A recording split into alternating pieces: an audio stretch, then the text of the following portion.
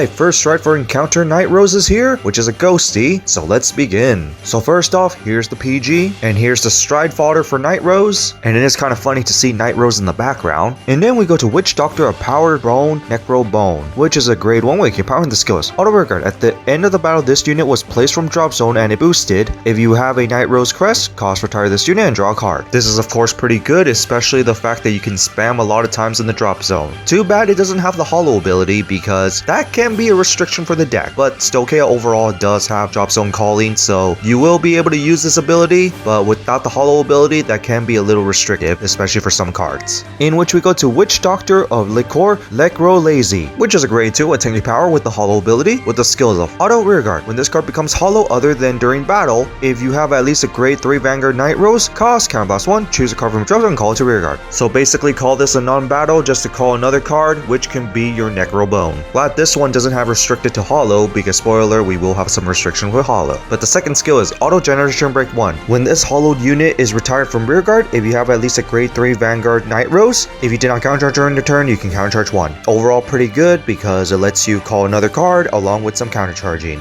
And since it says retired from Rearguard by any means, if you place something on top of it, well, you just triggered it. And finally to the first stride, Ghostie Great King Obadiah. Generic stride stats, and the skill is Act Vanguard. Once per turn, cost, turn a face down card from your G zone face up, look at top 5 cards of your deck, choose one card from among them and put it to the drop zone. Of course, shuffle your deck, then choose a card from your drop zone and call it to Rearguard. Then if the called unit has the hollow ability, plus 5k. And this is what I mean that there might be some restrictions with hollow, although the call unit doesn't have to be hollow, but it gets the extra bonus if it is hollow. Overall, it's just a free +1. Funny that Harry and Nightrose first stride units are just +1s with no multi-attack. All the previous stride deck sets are basically multi-attack first strides. I guess Bushy is really depowering some of the stride deck sets a bit, which I don't really mind because we don't want another format where strides are basically destroying the format. But overall, it's not too bad. It's just a free +1 basically. And next week we got the Nightrose stride. I'm looking forward to that, especially that might actually be the main game killer for the deck. And also we got the Kokoro collab. We already see glimpses of it with the funny artwork, but now we might actually get full-on decks with them. Not like I really care about these. So that's it for the new Ghostie stride for Nightrose. What do you guys think of it? Along with the support. Overall, it's just not too bad. I mean, it's just bringing back hollow, and so far there's still really not much to say, especially comparing this to Harry, where Harry has a unique grade 3 that can do multi-attack. This deck doesn't really have a way to do multi-attack just yet. But other than that, there's really not much to say about it other than just some cool stuff. And we still need to wait for the second strides. But other than that, that's it for this, and see y'all next time.